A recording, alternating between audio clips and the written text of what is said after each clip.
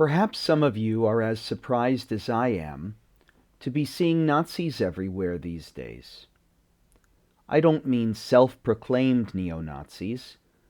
I'm talking about folks being labeled as Nazis, Hitler, or Gestapo by their political opponents. I'm talking about opinions from across the ideological spectrum, from media figures and ordinary people on social media, who casually use Holocaust terminology to bash anyone or any policy with which they disagree. This trend is far from new, but it has escalated at a disturbing rate in the pandemic as governments have had to interfere uncomfortably in our personal lives. Quarantine hotels become concentration camps. Public health officers become the SS. Canada becomes Nazi Germany. The Holocaust has become shorthand for good versus evil, and as the Holocaust recedes in time, we aren't shocked anymore by increasingly casual and disrespectful comparisons to the systematic mass murder of millions of Jews. The trend fits well into the way we communicate with each other today. We use rapid-fire, short and sweet online communication, often with memes and emojis instead of thoughtful reflection. It all helps to spread our opinions widely and quickly. No wonder such sloppy analogizing has again been applied to Israel. Sadly, by a respected NGO called Human Rights Watch, accusing Israel of committing the crimes against humanity of apartheid. The report raises questions about Israeli treatment of Palestinians. It brings forward many instances where problematic policies injure the dignity of Palestinians and diminish their quality of life. There is no doubt that these are important issues and that more must be done to address them. But when a direct line is drawn from these examples to South African apartheid, the criticism is deeper. Israel is no longer a challenge state, but an evil state, perhaps scarred fundamentally as illegitimate. Let's be clear. The South African regime was characterized by cruel and systematic institutionalized dehumanization. It's the story of a narrow caste of people exploiting the cheap labor of most of the other people. It is a uniquely horrific and racist chapter in human history. Israeli Jews are a national group that have the goal of self-determination in their homeland, like many other national groups in many other countries, like China, like Pakistan, like Iran, like Myanmar, even potentially like Quebec.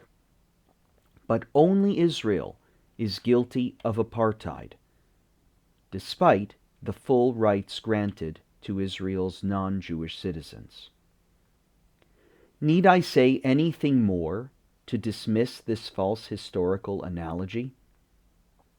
Drawing comparisons is not just unhelpful, it also minimizes the suffering of those who were actual victims of the apartheid regime. It is all too easy to forget that there are many people still alive for whom South African apartheid and the Holocaust are not history, but their life story and that of their families. These are not abstract tragedies on call to win an argument. They are painful and brutal memories that deserve to be acknowledged and respected on their own, and they deserve also to be studied on their own. With so much division in the world today, learning about the Holocaust and learning about apartheid enables us to pause and step away from the problems and debates of the present. It enables us to be challenged by the past and to ask questions.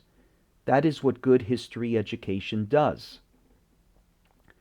Good education doesn't preach. It teaches and engages at a personal level, enabling us to think critically about the world and our own roles and responsibilities. When we resort to grossly simplified analogies, our learning becomes clouded by politics, and history loses its ability to educate faithfully. Writing in 1953, the British novelist L.P. Hartley said, "The past is a foreign country. They do things differently there." Careless analogies demonize, demean, and intimidate their targets. That may make some people happy, those who want to draw attention to a crisis.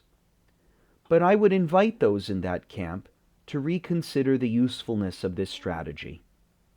First of all, even though you might consider yourself fair and balanced in your approach, those tactics make it easier for real hateful people to jump on your bus, since you're both heading in the same direction.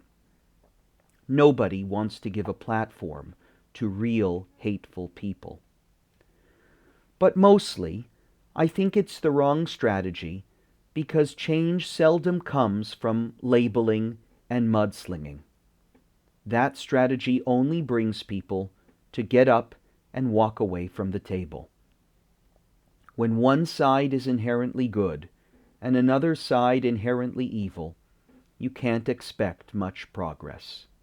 Real change has to come from productive, respectful, and thoughtful discourse. The Torah reading this week is Emor, to speak. And our sages associate this commandment, to speak, with the obligation of Jewish education. Ledaber is the Hebrew word meaning to speak firmly and harshly. Education can't come from there. Education comes from Emor, the commandment to speak softer and kinder and more respectfully. In this time of tremendous polarization, what do we owe the victims of the Shoah? What do we owe the victims of South African apartheid? Is it ledaber or is it lemor? History is our greatest teacher. Let us study it for what it was and learn its lessons. But when we speak, let us make sure we are speaking kinder and softer, and that will enable us, hopefully, to work together for a better future, for Israelis, for Palestinians, and for all of us. Wishing you all Shabbat Shalom.